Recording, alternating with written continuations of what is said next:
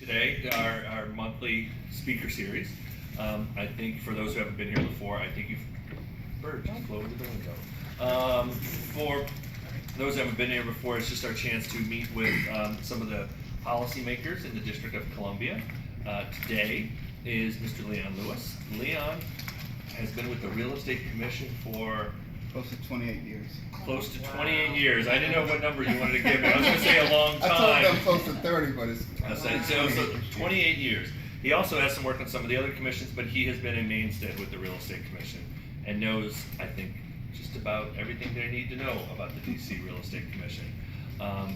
Unfortunately, we were going to be joined by the chair of the commission, but for those who don't know, unfortunately, Tony Duncanson, the chairman, former chairman, and great realtor to everyone in this community. So just wanted to put that word out there. So we miss him, and when we have more details, we will let folks know. The family's still working it out. But that being said, Leon, and working with Leon wanted to soldier on and have this meeting because it's always a good time in the summer to catch up. So with no further ado, Mr. Leon Lewis. I'm happy to be here. I've worked with the commission's work with DCAR. Back then, I think it was Washington DC Association, WDCAR. Back in the 80s, but I started with the commission back in 1987, and I was specifically recruited to work with the Real Estate Commission. But I had an administrative background, not a real estate background. So I had to learn as I went along with the Department of Consumer Regulatory Affairs, which is the agency that is responsible for doing the administrative work for the commission. Since the 80s, a lot has happened. We worked with this association in terms of agency disclosure back in the late 80s and 90s. Back when we had Abe Greenstein, and a lot of you are probably familiar with Abe over the years, the Georgia Forge Company. So we work closely with DCAR, and we still work with Ed. On a number of matters, we see them, quite often down at the commission. The commission still meets the second Tuesday of every month, except August. Currently, we have 7 members now with Tony's passing. Gather all of you know about our chair that recently passed a couple of weeks ago, and he was supposed to, as they had mentioned, be with me today to present to you all. But in terms of and I bring you greetings also on behalf of Michelle Melinda Bolden, who is our acting director. And I don't know whether she has been confirmed yet as the director, but that's the direction Mayor Bowser is moving in. Melinda used to be our general counsel with the department, so she's moved up a notch. And the good part about it is that everybody knows her at the agency. But you never know what you're going to get when you have a new mayoral change. So I bring you greetings on behalf of her. Clifford Cooks, my boss, was supposed to also be with me, but as you see, I'm solo. But anyway, in terms of the commission, our law, which is governed by the '98 law, which was included in the omnibus bill, replaced the old '82 law, and basically the law is pretty much basically the same as it was back then. The way the laws are now, there are 2 laws. There's a Chapter 47, Title 47, and Title 42. It's kind of separated, and hopefully in the next year or 2 we can get them all combined. In terms of what's been happening with the commission, we still receive complaints, not many. We receive about 100 complaints each year. Yeah, about 100 complaints each year. We have, and out of those, we probably take action maybe less than 5% of the cases. So I think we're doing a pretty good job in terms of educating our licensees. We have about close to a little better than 12,000, between 12 and 13,000 licensees. About close to 4,000 are real estate brokers and brokerages companies, LLCs, whichever you want to call them. And we have probably close to around 9,000 to 10,000 sales agents, okay? As you know, we're in the midst of renewal for our sales agent population. We did our brokers back in February, and we probably had about 9% renewals of brokers and property managers who were actually practicing. We have about probably less than 500 property managers. We're one of about less than 10 jurisdictions who license property managers. And property management has been a pretty popular field the last probably 8 to 10 years. A lot of agents have actually gone into property management. And believe it or not, there's been an increase in property management complaints. That I believe. As you know, we have a real estate guarantee and education fund, commonly called a recovery fund. Now, the recovery fund came into existence back in the 80s.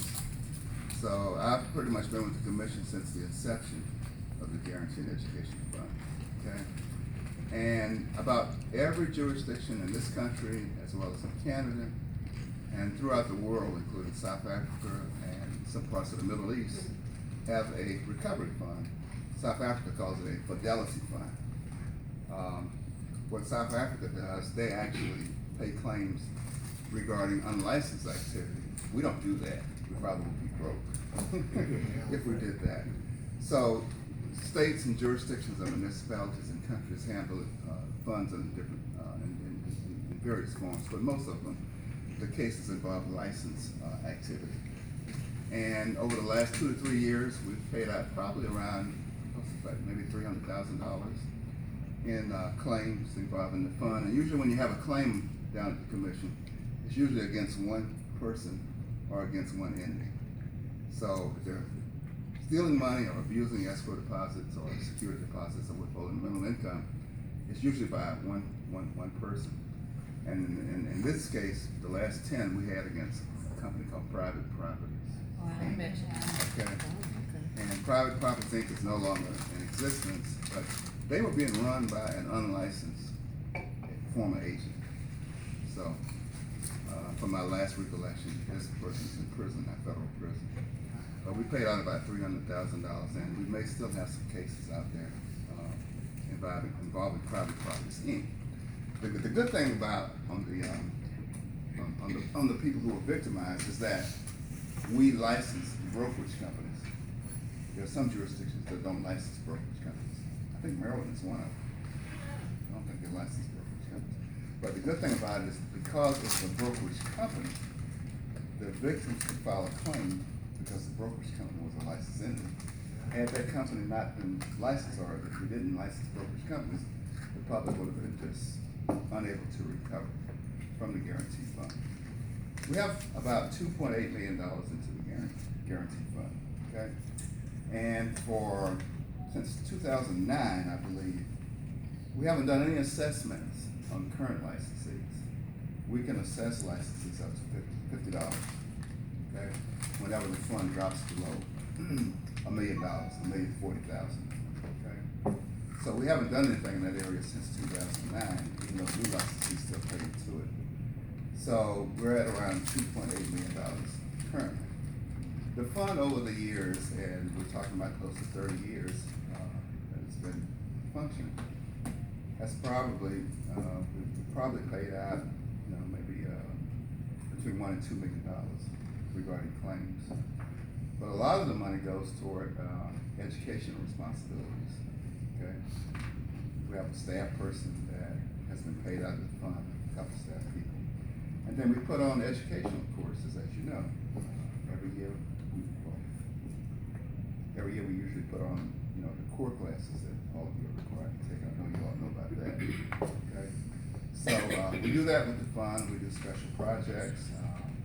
In property management, we have a study guide for new applicants that would be willing to practice property management. As I mentioned, staff salaries are taken out of the fund.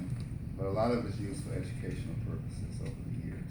And that's been there since, close to 30 years.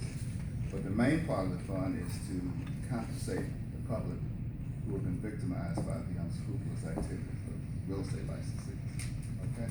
I think, over the years, our licensees are pretty diligent, or they do due diligence in terms of their responsibilities as licensees to their clients and to the public.